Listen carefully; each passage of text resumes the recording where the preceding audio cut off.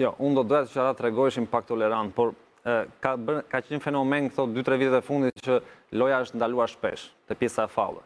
Dhe arbitrat këtu ndoshta me frikën që shko mos po gaboj këtu, mos po e le këtu, nuk është se e lejnë shumë lojën avantazhit. Për shembull, jashtë ne kemi parë që loja avantazhit ka një përparësi, sepse e para e bën futbollin më të bukur, absolutisht. Dëmton spektaklin. Po, tifoz nuk i mërzit, dyta.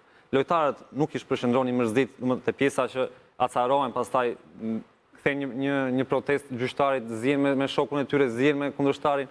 Kështu që këtu te ne është pak fenomeni që ndalohet shpesh loja. Nëse do bëjmë në vazhdim, besoj do ta bëjmë një mesatare faullash, besoj që do jetë shumë e lartë. Ajo është pak them që mund të mbyllim ndeshjen me 45 faulla. Këtu te ne. Ndërkohë që jashtë janë te 15-14, maksimumi do 20 faulla. Kështu që e kanë vënë shpesh re këtë fenomen që gjyqtarët me frikën që mos po gaboj, gjithmonë detyrohen dhe ndalojnë, ndërpresin.